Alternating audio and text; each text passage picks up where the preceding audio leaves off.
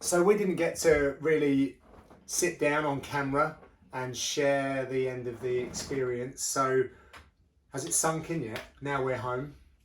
Yeah, to be honest, it sunk in towards the end of the week around everyone that we were with in Vegas, and then I come home, and it's like it just went up again. It was like being on cloud nine, leveled out, and then we come home and everyone's got that energy like it's brand new. So I'm back on cloud nine. Yeah. For me, even the like after, yes, I was excited and happy that I got the contract, but I wasn't surprised. I truly I didn't know the emotion I actually felt. Like I wasn't shocked because I've always said I was going to get a UFC contract. Yeah. What made it for me was seeing all your reaction, everyone's reaction around me, Right. like how happy you all were and genuinely happy. That's what made me like inside feel true happiness more than the fact of me getting that contract. Right. It was a weird feeling. Okay. Even the emotion now, it's like I'm more happy seeing how happy everyone else is than I am. Interesting, It's isn't it? a weird. I can't put my emotion. I can't put a finger on it. Well, I was going to ask you about this after then, but let's skip straight to it then, because I got to say, it's such a unique fucking situation. That whole Contender Series thing, and you are quite stoic all through fight week, and I don't think there were any problems. Truth be told, Yeah, were there? No.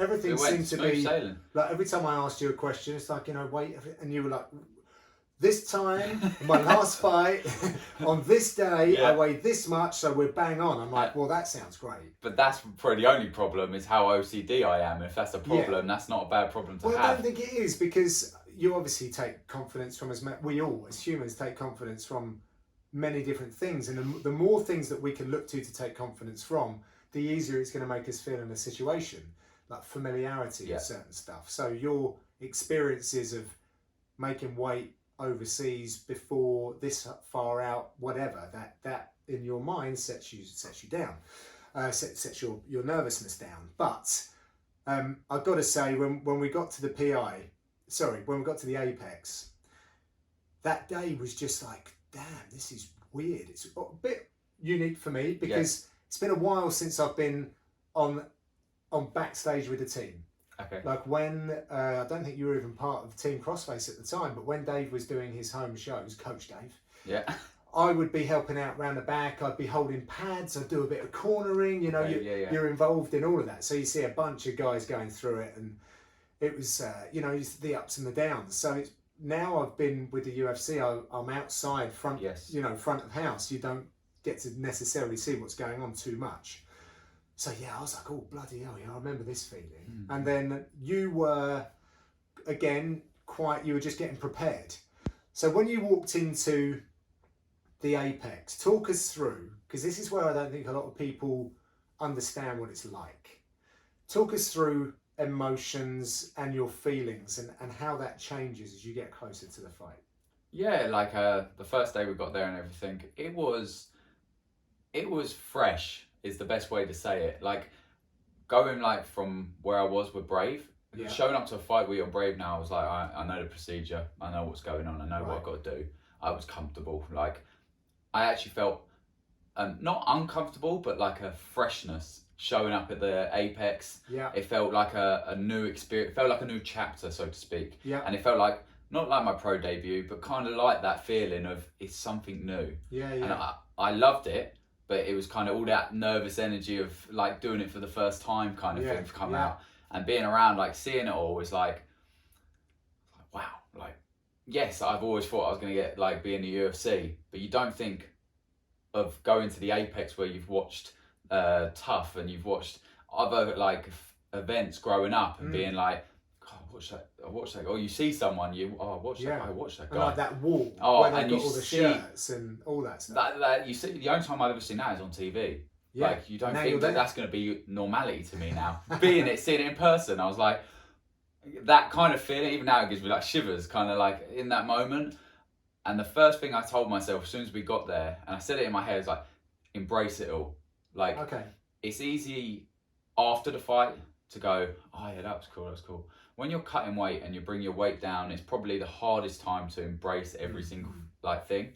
You kind of just can't wait to weigh in, can't wait to eat food, can't wait. Yeah. So I was constantly telling them the whole week, I couldn't take a smile off my face. You see that? Yeah. Even in the weight cut, Yeah. like I was smiling and singing and having a laugh. Yes, it ain't easy, but I embraced every single second. So when we were at the apex and I'm looking around, I am sitting there trying to, like, it's so fresh, but I'm trying to soak it all in. The weight cut day will come. The bit where everyone wants to be over will come. Yeah. Every day up to that point, I was just embracing it and enjoying it. And you'll see on the footage that comes out, I can't take the smile off my face. I felt just true happiness, like being there and around all that craziness. Yeah, no, and you say like new experiences are cool experiences. They don't have to be intimidating and stuff like that. Yeah, like the fight, it's what I just prepared 10 weeks for. Like I'm ready to fight. Get the weigh-ins out, I'm ready to fight. So that bit will come when that day comes. It's the bits up to the fight, like the interviews, the seeing the apex, seeing the PI. That's what people just overlook or don't take in. And I was really trying to, like, walking up the stairs, seeing DC, the picture of DC in front. I'm like telling it to you, like, look at the. I'm just like, this is crazy. I'm actually seeing it. I'm not seeing it through a screen. I'm not seeing it through someone else's eyes. It's not embedded. It's me. Like, it's all for me as well. Yeah. Like, it weren't. Like for you, through your eyes, you're seeing it like it's for. But for me, the whole show, everything was for me. Yeah. You know what I mean? Like the build up to that week of fighting was for me. So being there was like even now thinking about it, it's crazy. Yeah, and something that I thought about in terms of like what I was going to ask you was when we were going to like the PI and Extreme Couture. And of course, like, you'd never turn that down. And a part of me was like, shit, have I, like, helped make this even worse for Sam by going to these places? We could low-key get you ready for a fight anywhere, and the result will probably be the same. The idea of going to the PI was, of course, it's a lovely place to train, but it gives you a bit of a taste, which I thought, hopefully that will motivate you a little bit more. Not that you need it, but just a little bit. There's something else, you get to see it, and it's a nice thing to do. It just makes a shabby experience a little bit brighter. Yes, yeah. But at the same time, I was also mindful that we're walking past like UFC champions, past and present, fucking Hall of Famer, and Forrest Griffin is on the mat watching you train, and he's offering you his words as well. And I'm sitting there going, I hope this doesn't become overwhelming. Did that ever occur to you at any time? If I'm honest, no. I didn't even think that till you said it now. Right. And it's not because of the situation. It was more the fact I was so focused on those 15 minutes that everything around that was irrelevant. I was embracing every moment, like seeing Forrest, him speaking to Forrest Griffin and being at the PI and all this surrounding stuff. But truthfully, nothing pressure-wise or focus-wise, tunnel vision. I really was tunnel vision the whole time. I was embracing it, but nothing mattered apart from them 15 minutes. The pressure is enough on this show. Yeah. Obviously, I didn't realise till I got in there, but leading up to it, I was prepared, and it kind of just felt like I was where I was meant to be. So it wasn't added. I didn't think of it like that. No, I didn't think it was, but it was just something I thought after, because I like to do things like 360 degree analysis. What's good, what's bad, what's indifferent about this whole situation? Because you can sometimes put so much on someone that it becomes overwhelming, and it's literally the biggest stars in our sport, and they're now interacting with you, and you're like, well, now Sam knows that they're watching him. Yeah, he knew that people were watching anyway, but now, but you say now that, there's like an invested interest. But you say that when we were the difference between being at the PI before the fight and the PI after the fight, two different things. So you would think it talk about that then. So, like you said about they're watching, you've met. I didn't even think they barely yes, they said hello, like Forrest and everyone, and seeing the other fighters, but no one really knew who I was. It was nothing irrelevant. I was just someone on the mat. Yeah.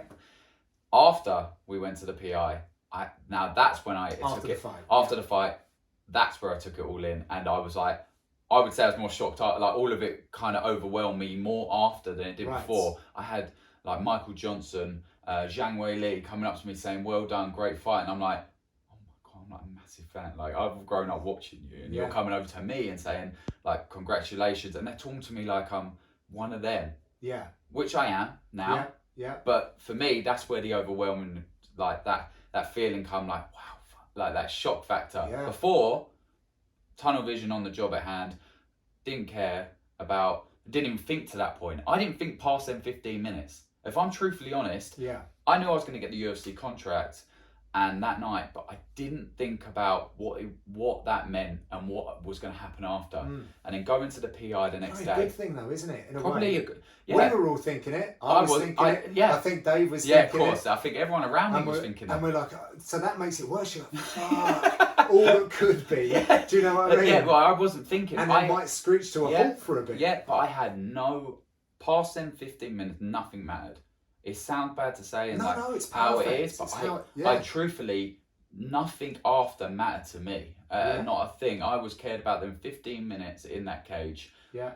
And the contract I was going to receive. Yeah. I didn't think about what happened after and who I'd meet and everything like that. Like meeting Forrest after the fight. Yeah. I was like, oh my God. Well, what was lovely for me, and you know, I've said this to people that have asked. I said, like, I can't offer you much on the mats. You know, we're training partners and all the rest of it.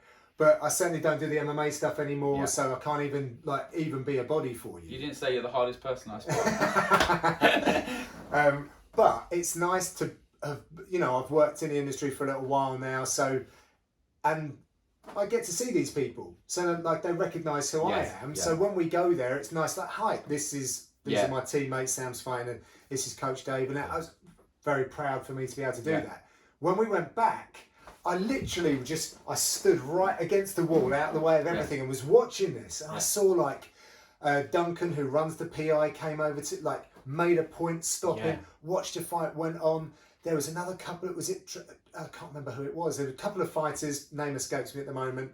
Some newer fighters to the UFC.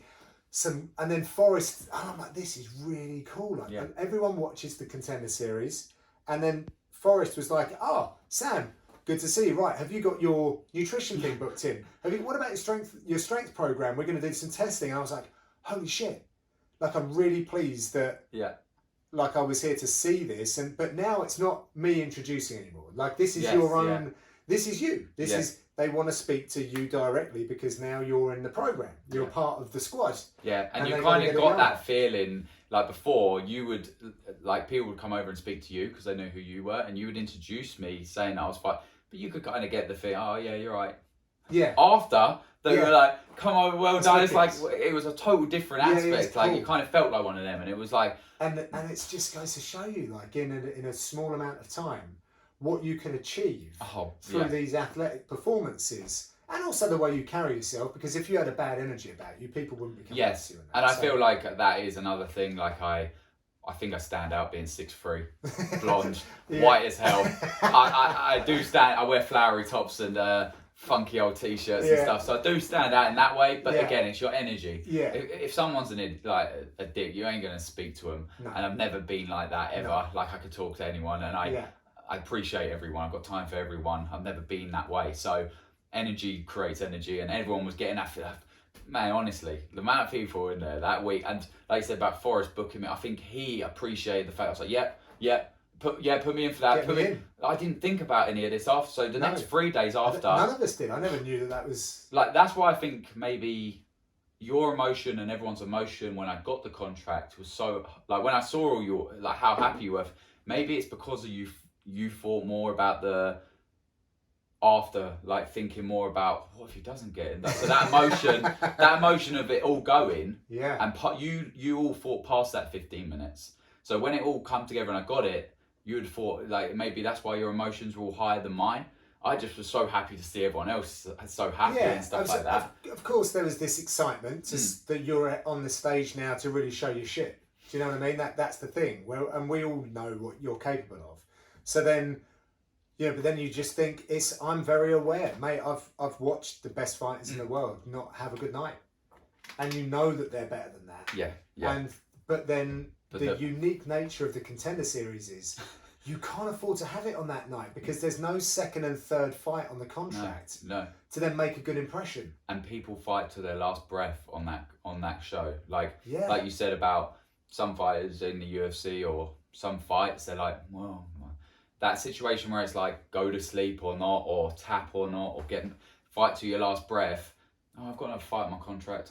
This Dana White's Contender Series is your shot. You don't get another shot after. Well, maybe you later down the line, but in your head you haven't got another. To me, I was getting a job after this if I didn't win this. Like in my head, this was it. Like there was nothing else. So fighting to that last, they go that extra mile. You'll go that extra inch to get that contract. So the pressure of this and fight was nothing compared to like anything else. It can't be. Like so because you didn't show that pressure. So when did you really start feeling that pressure? I would say. I actually don't know if the whole time I had the pressure, but I've always told I don't mind pressure. Like I actually perform better under pressure, like in anything I do when there's more pressure on. I don't think it was. I don't think that was your no, round one wasn't your best round. 100%. I think the pressure of the moment and the situation. That's what happened in the first round. That got to me. Okay. Not that I don't handle better, but you got to think of the other surroundings. The moments before the fight was like when you were in there. It was more in there, like I realised, all right, time to like go. I'm not a slow starter, but I feel myself into the fight. I like to gauge range and gauge what you're looking at. This guy was aggressive. He come straight out the gate. Well, but we all so he found his range. But the thing is, we knew that based off his topology record being first round finishes. Yeah. Not anything else because there was no footage on him. Yeah. So was he really aggressive? We don't know. Yeah. We assumed it. Yeah. So I was in there and it all was like boom, boom, boom, go. But then there's other surrounding factors. No walkout music. You walk out, boom, boom, boom, you ready, go. It's not like you're announced. There's no walkout music. It's amateur days, isn't it? It's like cool, even the amateur days. Here we go. Even the amateur days, I walked out to music. All right, okay. Like it sounds like silly things. Yeah, I've done one of them, and that was probably the most nerve-wracking thing I ever done. The pressure of the situation. I knew there was added pressure and everything, but maybe it was like inside. But the first round, I just didn't feel like I got going. But maybe that was on his part. He was aggressive and he just got going faster and found his range faster than me because he's a first round fighter. But look, he put everything into that first round. I'll find the finish within 15 minutes. I say this all the time. Second round, he was done. I was just getting going. Yeah. So maybe that's something I need to work on in my game. Yeah. But also the pressure of the situation, Dana being there and the silence, the eeriness of it all. Maybe that played a factor. But I don't think my UFC debut or anything lead past this point can have more pressure than that moment. No, I don't believe that. I genuinely don't think it will.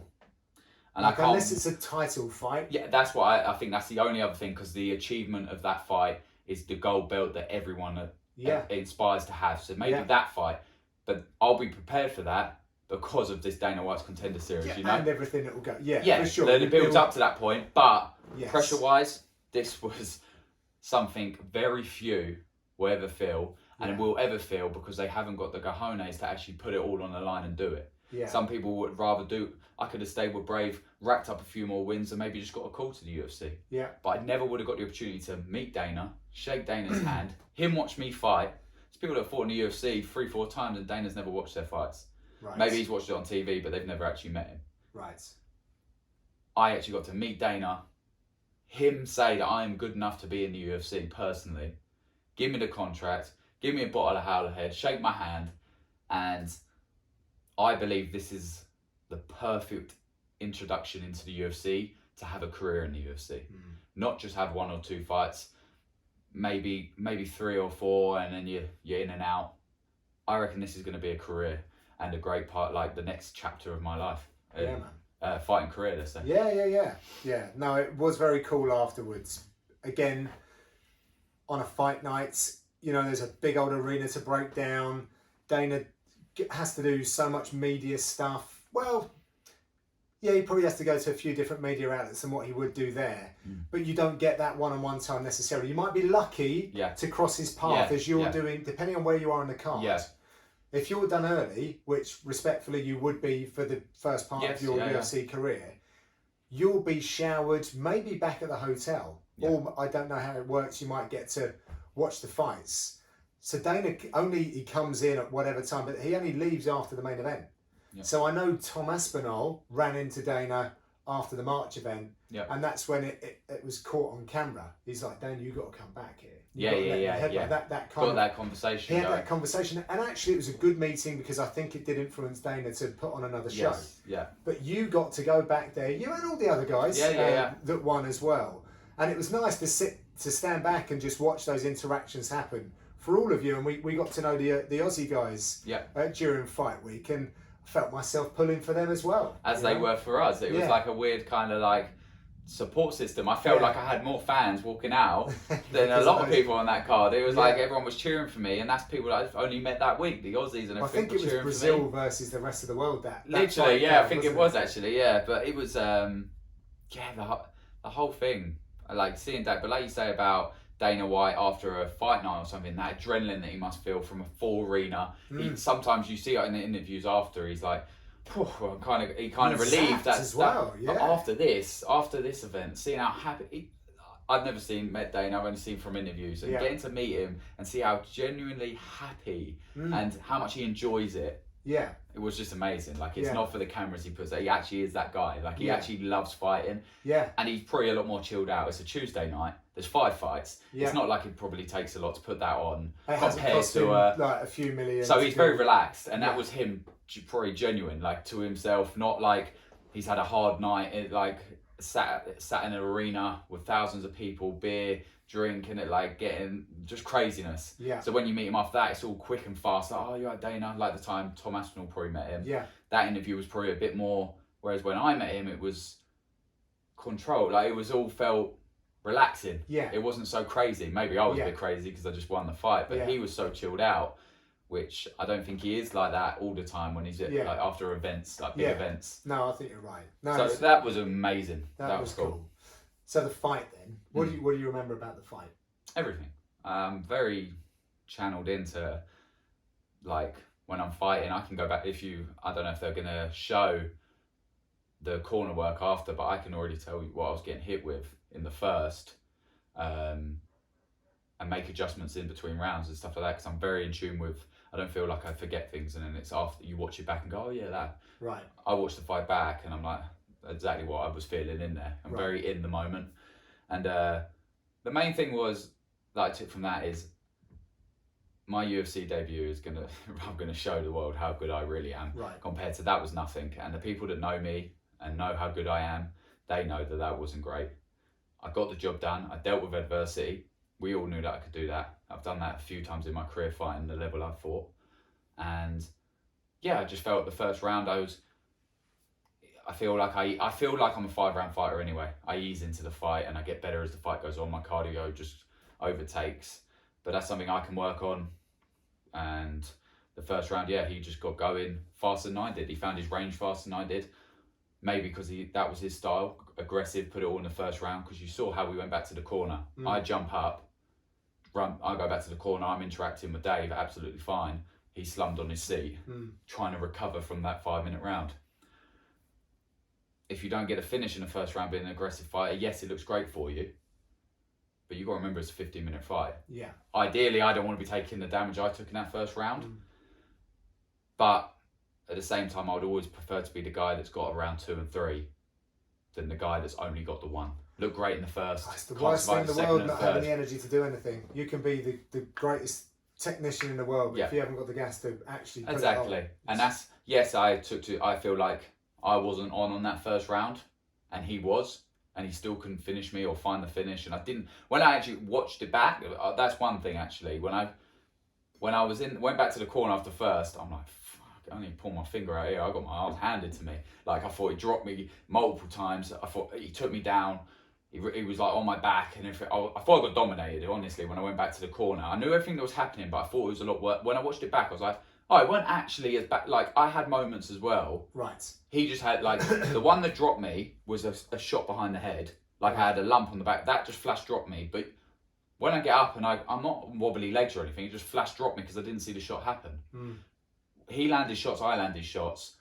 Yes, he got the takedown at the end of the round. There's nothing I could do. It was good positioning. He got a good takedown. I give him the round. Of course, he got round 1.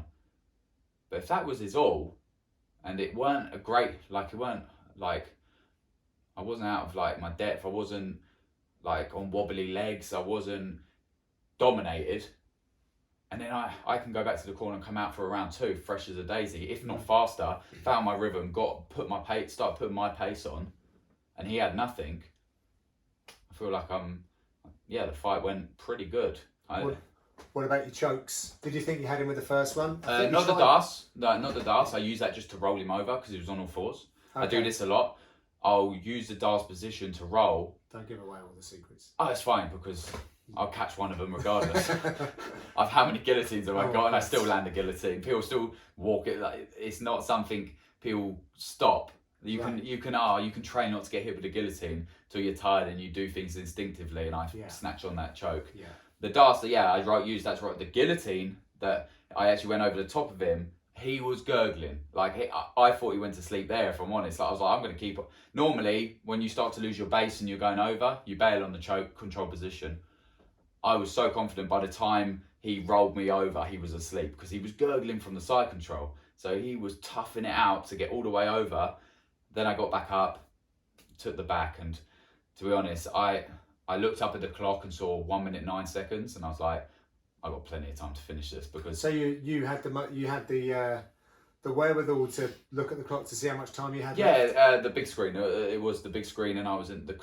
Yeah, like that's what I mean. I'm so in tune with being in there that I see the big screen and I see the little 109 in the corner, and yeah, as soon as I saw 109, I was like, I've got time to finish this guy.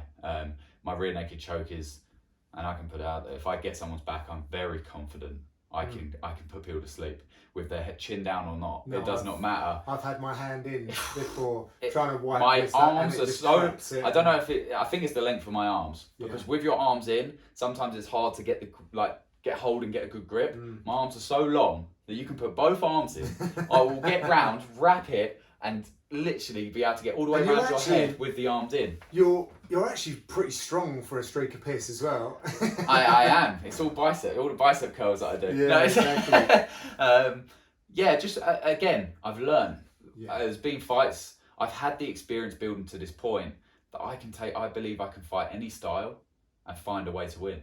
You've gone up against a lot of different types. I put it down to the Butcher fight. I caught him with a few chokes. If you watch that fight back. And I was, me and Dave call it white belt squeeze and black belt squeeze, because I was white belt squeezing, holding my breath. Right. And the thing is, yes, it's on, he's squeezing, but he's toughing out. I've got to let go now because I'm about to pass out myself, because I'm putting everything into it. Yeah. Whereas a black belt squeeze, just slow pressure, and they go to sleep, like he did. Yeah. He went to sleep. It wasn't me trying to squeeze and trying to take his head off. Yeah. It was the black belt squeeze. And Dave even shouts black belt squeeze.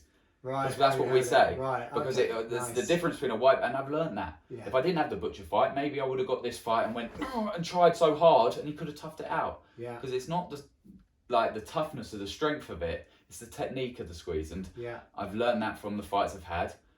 I fought Dagestani wrestlers. I fought elite Muay Thai strikers.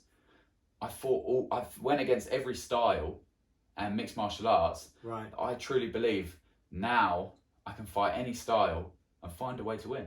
Nice, man. And I'm best off doing that before getting to the UFC than trying to learn. Fair play to the people that learn on the job, and sometimes they are just that good that they learn on the job and do it. But I'm really glad that I had learned beforehand, because the confidence I have now going into the UFC, I truly believe I'm UFC caliber. Yeah. When are we going to see you then? Well, it all determines on what goes when the UFC London is, really. When we find that out would be great. But I'd like to get out before the end of the year. Ideally, the last card of the year, December 17th, fits. It gives me enough time to heal up and get 8 to 10 weeks preparation for it. Back where I just was, so it'll be familiar for me. Mm-hmm. Same cage, same venue. Yeah. I'd like to get out before the end. If I'm healthy, I'm active. I don't want to be sat around. But I also don't want to miss the opportunity of fighting back in my hometown after 5 years. I have fought outside this country. I would love to be on that UFC London card. So it depends when they do that, because if I fight December 17th and they come back earlier than expected, that's 3 fights back to back to back. Hoping I don't get I can win the fight in December Like I won my previous one before the Dana White's. I broke my foot, barely got touched, but I broke my foot in 2 places. Right. So that you can always you run the risk of injury because we're fighting, we're not playing golf. So the injury is always there, and I would hate to fight December 17th, and they come back early in this betting. I can't fight on it because I caught an injury in the. But if it's December 17th and they come back March, April, I will be ready for the UFC London. Yeah. So really it determines on that, but I'll be ready for December 17th. I want to fight. I love this shit. Yeah, I think we've spoken about this, and it's actually really hard. Again, I'm thinking about things that I don't normally think about when I'm researching on the other side of stuff, but it's a long time before March because it's normally pegged around St. Patrick's Day, which is mid-late March. Yeah. It's a long time before March, and that's money for you guys as well. Yeah, if it's March, if we can confirm it's March, let's go, December 17th. You never know with the UFC. They might just slide it in. That's what I mean, and I would hate for if it's earlier. Yeah. If they turn around, I don't know, they turn around say February. There'll always be another London. They did 2 this year. They might not but do it won't that always again. be a UFC debut. And that's, I don't want to sit. If it's March, I am not sitting around. That's 6 months away. I can fight December and March. Yeah. But you got to think about the thing is like it's all well and good me turning around and fighting. I can fight, but what makes me different to a lot of guys is I make the improvements between fights.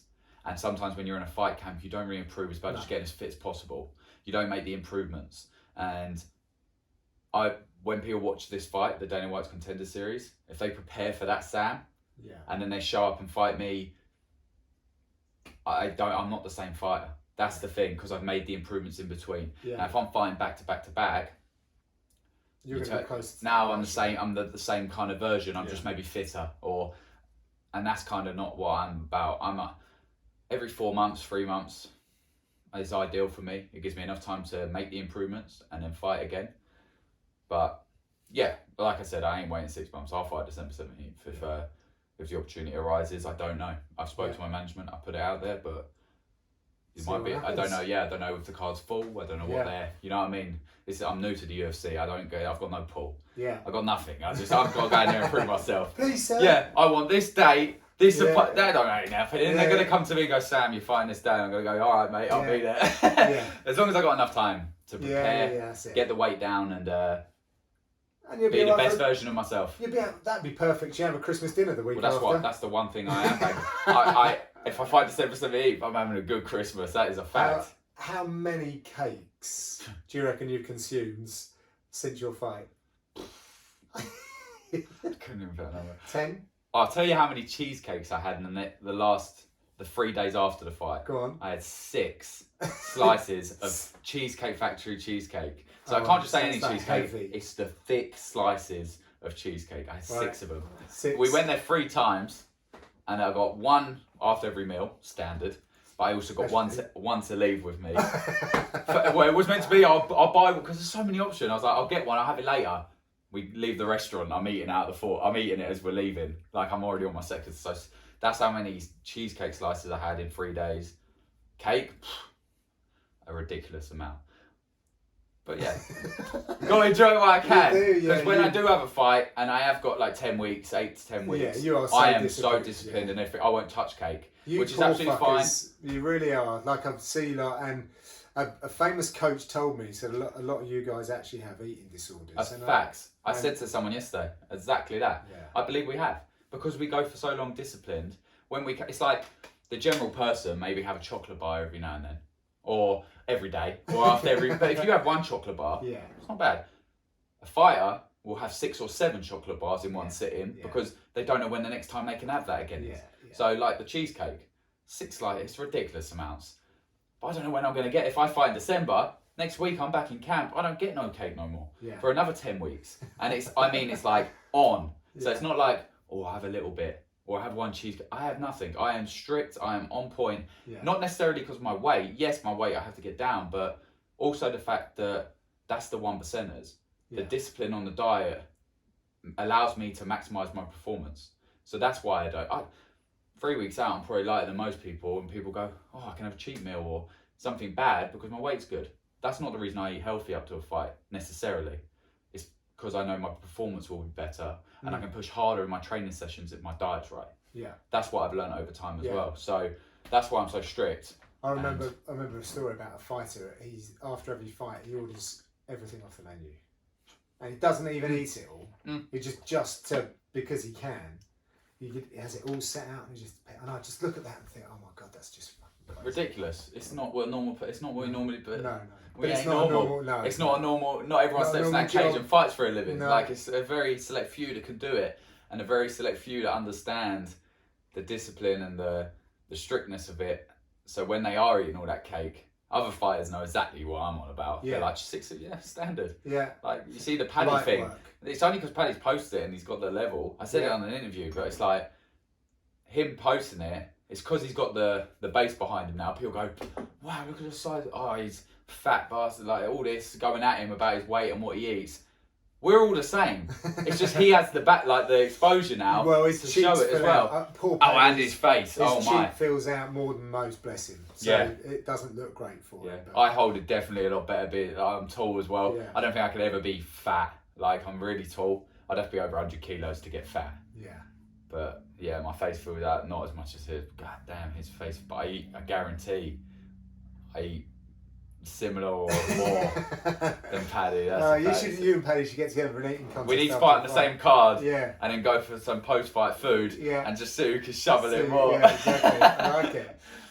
You went to the PI, you did some tests. I'm always interested about that. So have they turned around to you and said, no, you should be a featherweight, or... I'll never ever go featherweight. I'm joking. Imagine that. I think my body was shut down. But they did say I'm a specimen for the lightweight division. Was that what they said verbatim? I'm just going to say the words they said, specimen. That's what they said, not me. So we're going to run with that. It's nice. It was reassuring because me being so, like, everyone around, oh, you're massive for a lightweight, you're this. Even everyone, the UFC guys, and we know that there are some guys exactly. Michael Chiesa, I see people that have gone from lightweight to welterweight and they go, God, you're massive for... I'm not massive, I'm tall, but maybe I am massive. And it just reassured me, the tests they done, and what they told, let's just say what they told me, reassured me that I'm in the peak for the lightweight division. Right. And it was cool to do all them tests and reassure myself, because now I'm not going to... That maybe... Even if I questioned it, I still was making lightweight. If it got really hard, I'd go up to welterweight, no problem. Yeah. But just hearing that from professionals, I'm very confident in the lightweight division now. Yeah. There you go. All helps, mate. It was a pleasure being out in Vegas. Oh, it's a pleasure having you. I just want to say thank you on camera for everything. No, I do want to mention it just to say how much you did help that week. That's all good. And it was great that you got to experience it with me. Yeah, no, it's all very good. Can't wait to see the next fight. I mean, part of me hopes it's London. Part of me hopes it doesn't, because I'm working that London show. Just have the tissues ready, Have them tissues ready. I'll have to just let someone else take over. Speak for me. Nice one, Sam. Oh, thank you. Cheers, mate.